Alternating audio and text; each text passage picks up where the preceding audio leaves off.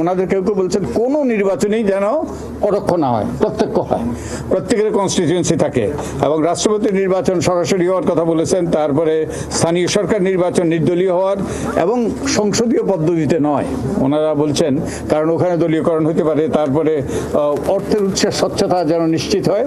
তারপরে নির্বাচন কমিশন রাজনৈতিক ঐক্যমত্যের ভিত্তিতে যেন এগুলো নিয়োগপ্রাপ্ত হয়।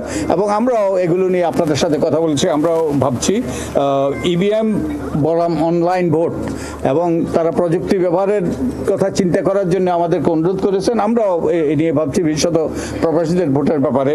তারপরে হলফনামা যাচাই বাছাই করা, হলফনামাতে মিথ্যা তথ্য দিল কিনা এগুলো নিশ্চিত করা, এবং কত শতাংশ ভোট পেলে নির্বাচিত হবে, যে 1%, 10% নাকি 50%-এর বেশি, এই বিষয়টার উপর রান অফ ইলেকশন হবে কিনা সে বিষয়ে তারা বলেছেন।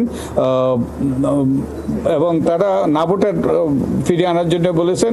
এবং নির্বাচন কমিশন গঠনের ব্যাপারেও তাদের গুরুত্বপূর্ণ প্রস্তাবনা ছিল, রাজনৈতিক ঐক্যমত্যের ভিত্তিতে নির্বাচন কমিশন গঠনের।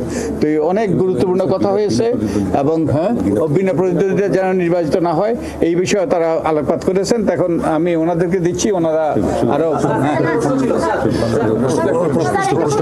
আচ্ছা বলেন। এই যে একটু আগে তোফায়েল আহমেদ স্যার বলে গেলেন যে ব্যয় কমাতে স্থানীয় সরকার নির্বাচনগুলো এক শিডিউলে করতে, কমিশন কি আসলে একদিনের সব স্থানীয় সরকার নির্বাচনগুলো করতে সিদ্ধান্ত নিয়েছে কিনা? আমরা এখনো কোনো সিদ্ধান্ত নেই। আমরা এইগুলো নিয়ে পর্যালোচনা করছি, আলাপ আলোচনা করছি। আমরা সেই বিষয়টা আমরা সিদ্ধান্ত নেব সবার মতামত শোনার পর। এবং আমরা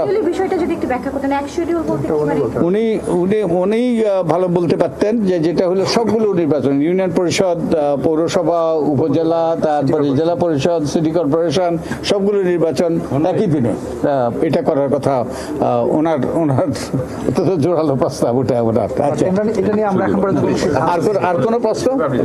আচ্ছা, না। আমরা নির্বাচন কমিশনে ছিলাম এতক্ষণ, এবং আপনারা জানেন নির্বাচন কমিশন সংস্কারের সাথে ইলেকট্রনিক মিডিয়া সাংবাদিকদের বৈঠক হয়েছে, এবং সেই বৈঠক শেষে এই সংস্কার কমিটির প্রধান বদিউল আলম মজুমদার সাংবাদিকদের সঙ্গে কথা বলছে। নিশ্চয়ই পরবর্তীতে থাকবে আমাদের আরও বিস্তারিত।